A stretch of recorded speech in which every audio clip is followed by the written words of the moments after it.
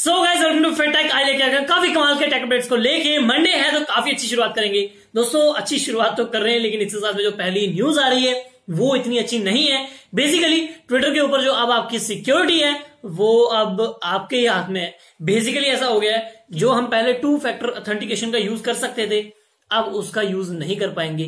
Basically guys आपको याद होगा मैंने बताया था, जो उनकी कंपनी है उन्होंने डिसाइड किया था कि वो 2 फैक्टर ऑथेंटिकेशन को पेड सर्विस कर देंगे और जिनके पास ब्लू सब्सक्रिप्शन है सिर्फ वही उसका यूज कर सकते हैं, दूसरे लोग नहीं यूज कर सकते। अगर आपको यूज करनी है तो आपको ब्लू सब्सक्रिप्शन लेनी पड़ेगी।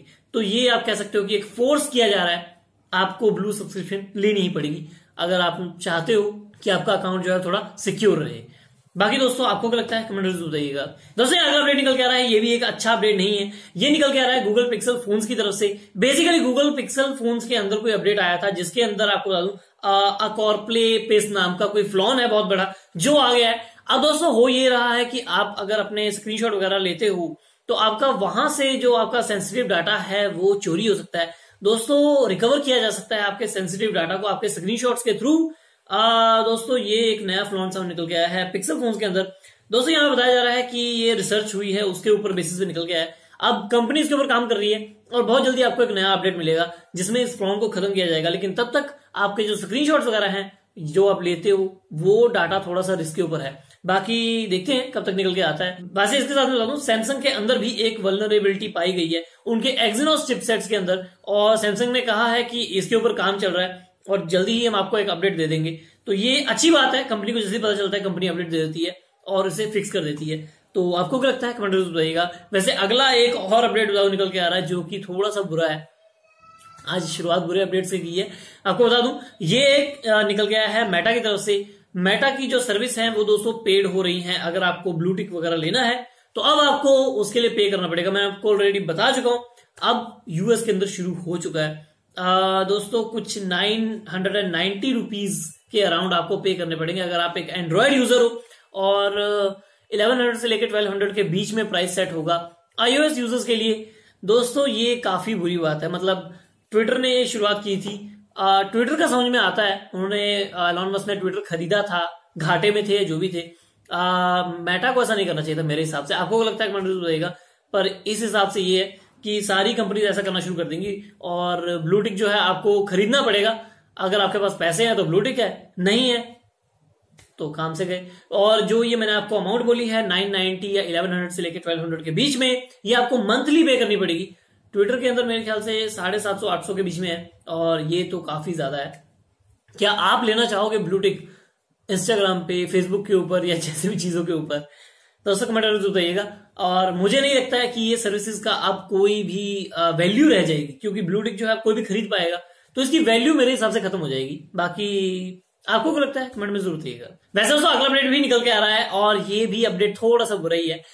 बेसिकली दिल्ली एनसीआर वगैरह से अपडेट निकल के आ रहा है कि जियो की सर्विस वहां पे बिल्कुल ठप हो गई थी। 60% से ज्यादा यूजर्स ने ऐसा क्लेम किया कि जियो की सर्विस चली नहीं रही है, और कईयों ने तो ऐसा कह दिया कि ये ब्लैकआउट ही हो चुका है, जियो खत्म हो गया है, कुछ भी है। तो बेसिकली अभी तो पता नहीं रजिस्टर हुई है नहीं हुई है, क्योंकि हमारे यहाँ पे तो सर्विस ऑलरेडी सैटरडे से बंद हो चुकी है, जियो, एयरटेल, वी सबकी, बीएसएनएल वगैरह सबकी। क्योंकि मैं रहता हूँ पंजाब में और आप लोगों को आइडिया होगा कि पंजाब में क्या हो रहा है, तो मुझे बताने की जरूरत ही नहीं है। हमारे यहाँ पे तो कोई सर्विस ऑलरेडी चली नहीं रही है, तो बाहर का मुझे पता नहीं है कि कोई सर्विस चल रही है या नहीं चल रही है। आप लोग कमेंट में बताइएगा अगर आप लोग कहीं बाहर रहते हो पंजाब से, कि आपके वहां सर्विस चल रही है नहीं चल रही है। हमारे यहाँ तो अभी भी बंद है, देखते हैं कब तक रहेगी। और वाईफाई का सहारा है, अभी देखते हैं जब तक चल रहा है। और अगला अपडेट निकल के आ रहा है व्हाट्सएप की तरफ से। दोस्तों व्हाट्सएप जो है उन्होंने एक नया feature extract text from the image एक नाम का नया फीचर जो है वो लॉन्च कर दिया है। ये आईओएस के अंदर आना शुरू हो गया है। आप देखते हैं, आपको नहीं मिला तो मिल जाएगा बहुत जल्दी अपडेट वगैरह के थ्रू। दोस्तों इस फीचर के अंदर आप लोगों को कोई इमेज मिलती है जिसमें कोई टेक्स्ट लिखा हुआ है, आप लोगों को वो टेक्स्ट कॉपी करना है। तो आप लोग उस इमेज के ऊपर क्लिक करोगे तो इमेज से वो टेक्स्ट जो है वो कॉपी हो जाएगा, तो आप उसे सेंड कर सकते हो एज अ टेक्स्ट। ये काफी अच्छी बात है। बहुत बार ऐसा होता है कि आपके पास कोई काम की चीज आई है, कोई फोन नंबर है, कोई नोट है, कुछ भी है जो आपको किसी ने एज अ स्क्रीनशॉट खींच के भेज दिया, तो आप वहां से डायरेक्टली टेक्स्ट उठा सकते हो। अब दोस्तों इसके बारे में अभी तक क्लियरिटी नहीं दिया है व्हाट्सएप ने कि एंड्रॉयड के लिए कब तक आएगा। आई होप कि इसके ऊपर काम चल रहा होगा और जल्दी देखने को मिलेगा, पर iOS यूजर्स के लिए ये मिलना शुरू हो चुका है। अगला दोस्तों अपडेट निकल के आ रहा है आईफोन की तरफ से, आईफोन 15 प्रो मैक्स। ऐसा बताया जा रहा है कि ये सबसे ज्यादा पतले बेजल्स के साथ में आने वाला दुनिया का पहला फोन होने वाला है। अभी तक जो है Xiaomi है उसके पास ये रिकॉर्ड है, लेकिन अभी ऐसा बताया जा रहा है कि एप्पल ऐसा करने वाला है। अब ऐसा रिपोर्ट्स कह रही हैं, ये कंफर्म नहीं है, रिपोर्ट्स ऐसा कह रही हैं कि एप्पल ऐसा कर सकता है। और अभी तक जो है Xiaomi के पास 1.82 mm के बराबर का बेजल आता है, जो सबसे ज्यादा पतला है Xiaomi 13 Pro के अंदर। अभी दोस्तों ऐसा बताया जा रहा है कि जो iPhone 15 Pro Max आएगा उसके अंदर 1.55 mm का ही रह जाएगा, तो ये सीरियसली काफी ज्यादा पतला है। पर मैं आपको एक चीज बोल दूं, ये पॉइंट्स का फर्क आपको नजर नहीं आएगा नॉर्मल आंखों से।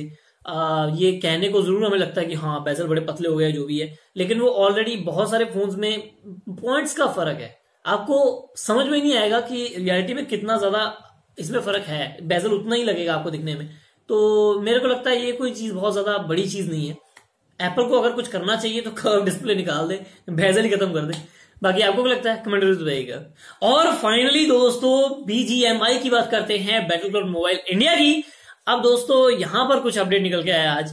बेसिकली ऐसा बताया जा रहा है कंपनी की तरफ से कि क्राफ्टन जो है वो गवर्नमेंट की तरफ से बैक एंड पे कुछ ना कुछ बात कर रही है, और गवर्नमेंट की तरफ से कुछ ना कुछ उनको यस हो चुकी है कि वो आ सकते हैं दोबारा, लेकिन कुछ और ज्यादा रिस्ट्रिक्शंस लग गई हैं और कुछ नए रूल्स आएंगे इसको गेम को चलाने के लिए। जैसे पहले हुआ था कि आपकी जो गेम है उसके अंदर आपको टाइमिंग रखना होगा, आपको बार बार बताना होगा कि ये गेम है, आप इसे सीरियसली ना लो, ये जो भी चीजें हैं, तो और भी कुछ चीजें ऐड हो जाएंगी।